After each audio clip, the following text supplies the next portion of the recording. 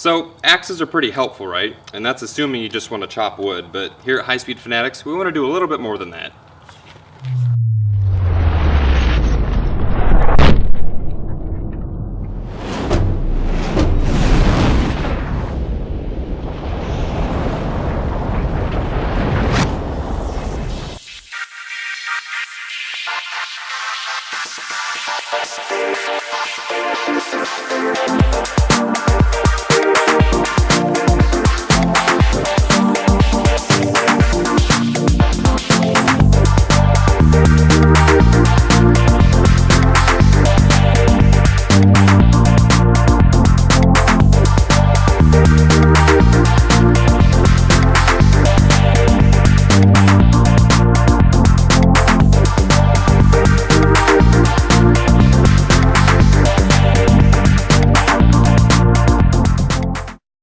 So after our last episode with View Request 5, we did quite a few things of chopping stuff, and so we figured let's just do an episode about chopping stuff with an axe. And so our first target is an apple.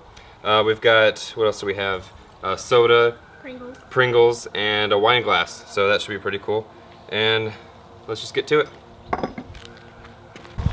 Alright, first up is the apple. Trigger. That wasn't quite in the middle, I don't think, but no. It looked pretty close. Alright, take 2 for the apple. Trigger. Aww. You hit it again. Take 3 for 2,500 frames per second. Trigger. That was a good one. Gorgeous. Actually, I think that was right down the middle.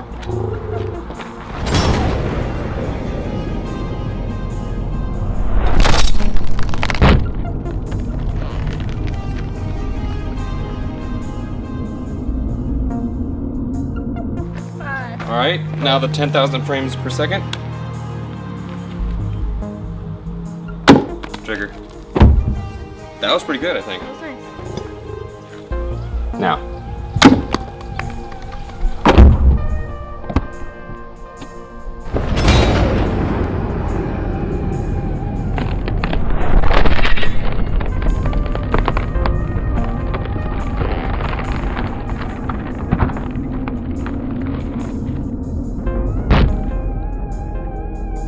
Alright, now we're going to chop a soda, 2,500 frames per second. Ready? Yep. And trigger. Ew!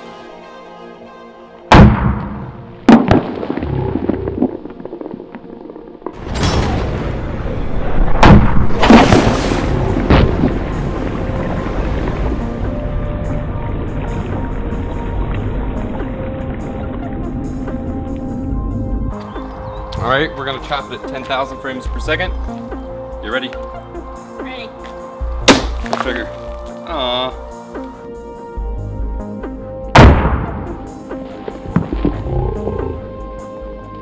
Trigger. Go, go, go. Whoa!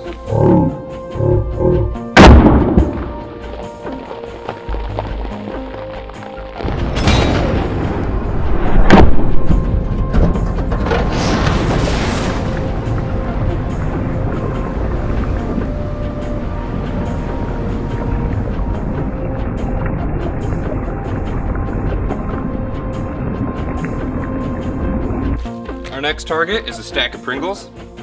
Let's see what happens. Trigger. That looked nice.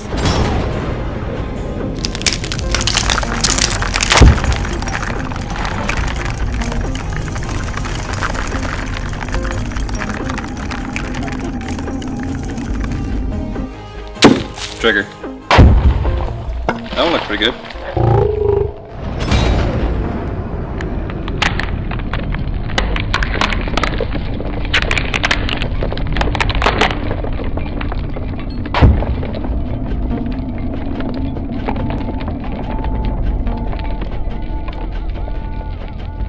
Our last target's a wine glass at 2,500 frames per second. And trigger.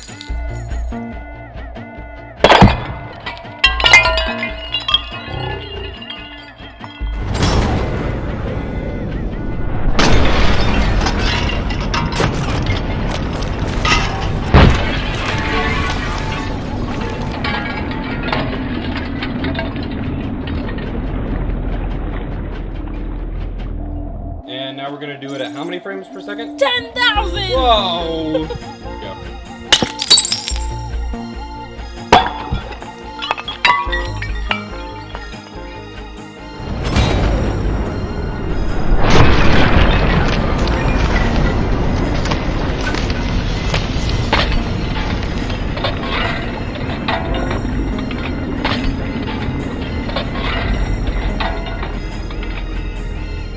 So now that we've destroyed just about everything there is to destroy, just kidding, about $15 of grocery items, now we're gonna go inside and look at the footage. Ready?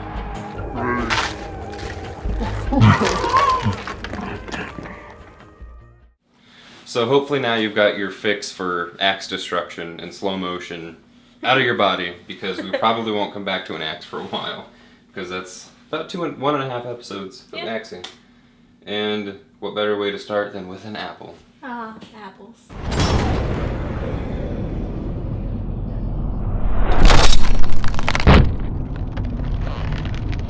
And if you remember from when we chopped the wood, it only got a little bit into it before that crack got all the way to the bottom. And this did the exact same thing. It's about 1/3 of the way in. All the way down. And it's kind of weird because any sort of object, when you hit it, so like we'll take a stomach for example, if you get punched in the stomach, that ripple will travel around at a speed that the skin will allow it to. Like every solid object has a speed that shockwaves will travel through it. Really rigid objects like wood or metal have a very, since the atoms and molecules are much closer and dense, then the vibrations can travel faster between them. So that's why when you hit something hard, the vibration goes through quickly. But something that's soft and pliant like skin, you hit it and go through slowly. An apple is somewhere in between. And so that's why the crack didn't travel as quickly as the wood, but it did travel fairly quickly.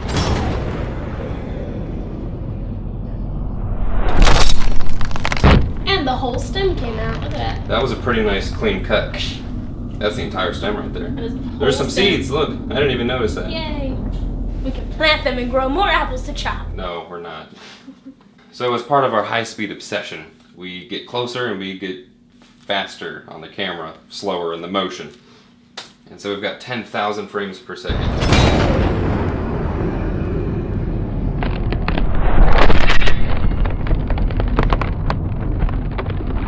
And this was me chopping it. Yes. The last one was him. Oh, you see, just kind of knocked the stem out of the way. Just kind of like, excuse me. And it pushes so much out of the way that it actually squeezes some juice out. And so we get some droplets flying Right through the here. air. Yeah. Delightful. And I think it might be still connected by some skin until the axe cuts Actually through that it, again. yeah. We have a seed.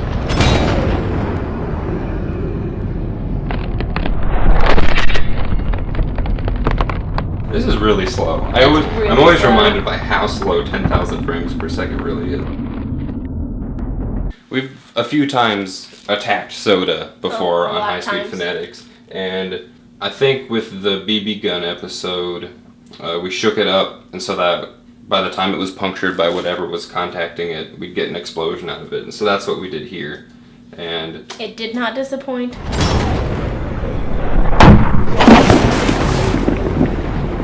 it literally explodes apart.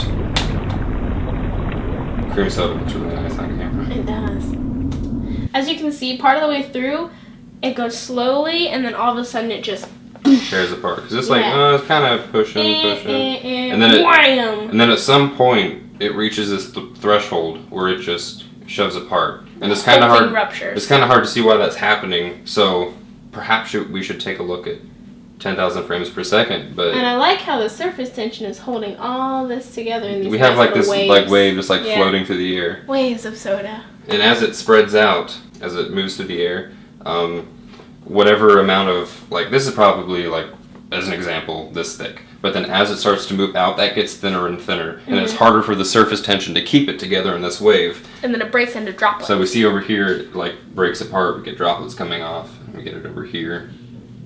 Which is just so cool. And then we've got this like, there's surface tension at work right there, keeping that stream together.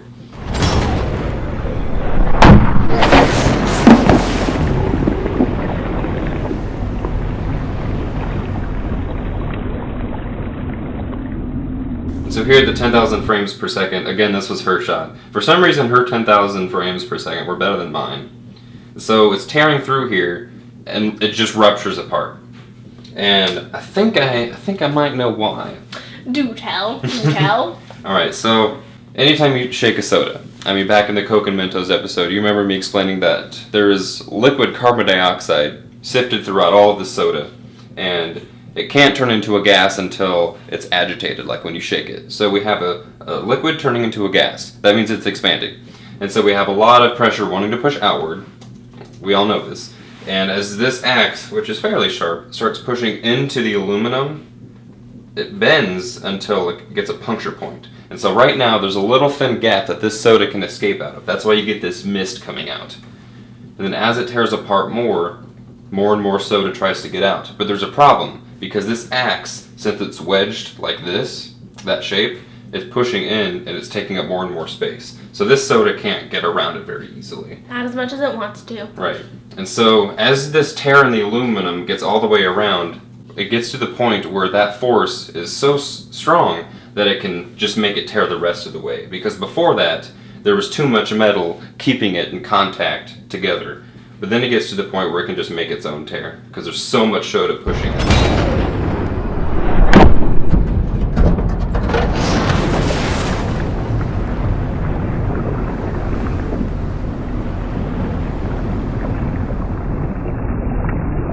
Oh, and it does. It pushes out really hard. And then we get a lot of foam right there. A lot of rippling in the can. Look right here, what is that? Got like a lens flare bouncing from the soda off. can, yeah. That's pretty cool. That's nice. And after the slingshot episode, when we shot a line of cheddar cheese Pringles, these are just regular Pringles. But they were Kind still of tasty. Right.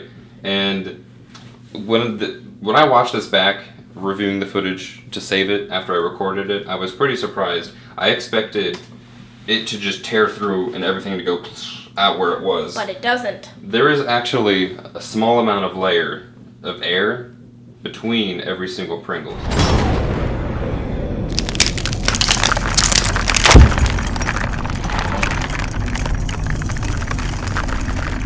So while it does crack the top view, it can compress it quite a bit before there's not any air and that axe does start to shove through and smash them apart. And that wedge shape causes each side to fling out. Good sound effect. Thank you. And this would actually be a really cool 3D shot. If like the Yes. camera was over there, and all these like chip parts are coming at you. Flying at you, at your face. At the speed of sound. 10,000 frames per second. You can see the downward force compress the Pringles with such violence that they shatter in a shockwave of cascading internal explosions. We watched too much Time Warp. Actually, no such thing. Go watch Time Warp. It's really cool. It's a good show. But yeah, basically the same thing right here. I used kind of a smaller stack because Smaller frame. the smaller frame, right? Because the resolution is much lower. But again, while it cracks the top view, compression, compression, compression, until the point where the bottom one flattens out to a pancake. Pringle. Wow, pancake. that's actually interesting. I never thought I'd see a flattened Pringle. without it. Maybe it is broken. I don't know, but it does look pretty funny. And then everything just gets shoved outward, and it looks like, was this you or me? That was me. Are you sure? I have all of the 10,000s. Okay. Well, if it was, then it looks like you got a lot closer to the middle than I did, which is pretty cool. This was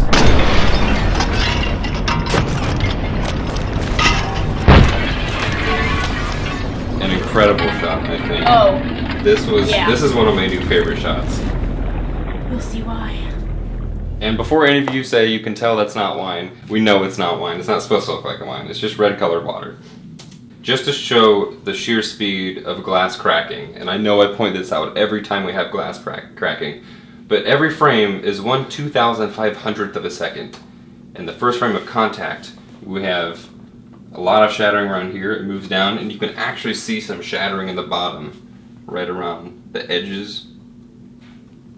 And that's a combination of the axe pushing down the wine glass, compressing it, kind of like the unicorn head did last episode. where while it does shatter a lot right around the contact point, there's also a lot of shattering due to it compressing and reaching a stress point, a mechanical stress point, and adding additional shattering.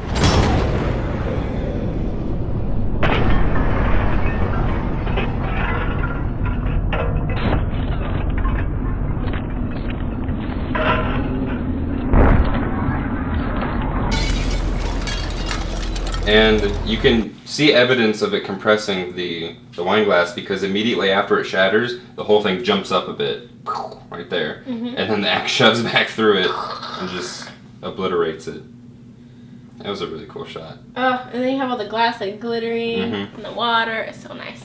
But that shot is not nearly as amazing as this shot at 10,000 frames per second. Which was mine. Here comes the axe. And if you remember from viewer request 1, I think it was, when I took the glass bottle with the water, I hit it with a mallet, and it caused the water and the glass to separate and cause a cavitation, which is a vacuum, and that recollapsed and exploded. And watching this, you can actually see those same cavitation bubbles at the bottom, because remember, like I said earlier, a vibration will travel through something solid and rigid like glass faster than something less dense, like something squishy or a liquid. Like water. Right. And so we'll do this frame by frame here before we play it through. If you watch down here, we'll see all these spots, and those are small vacuum bubbles called cavitation bubbles. Yeah, it's pretty amazing. And that's just the wine glass compressing and separating from the colored water. And since air can't get in there, there's no way it can do that. It's just a void. It's vacuum. Nothingness? It's nothingness. That's cool. It's pure nothingness. And once the wine glass slows down, then the water can re-go in. There's probably a small little explosion in there every time that happens.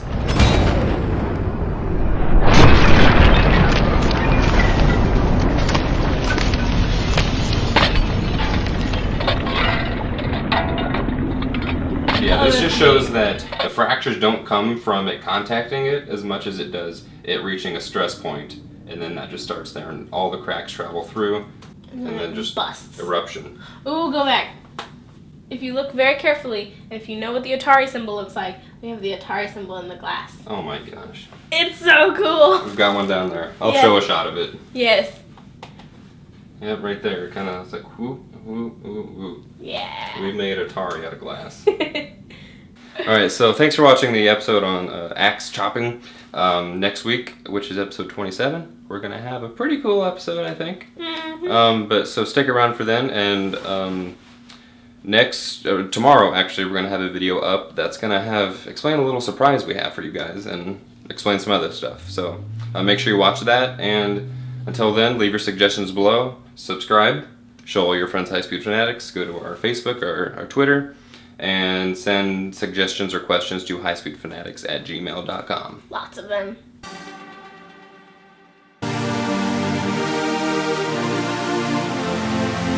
Thanks for watching this week's episode of High Speed Fanatics. You can follow us on Twitter at username HighSpeedFans.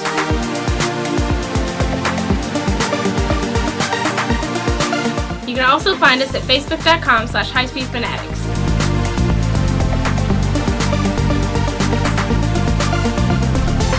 If you have any questions or suggestions, please feel free to send us an email at highspeedfanatics@gmail.com.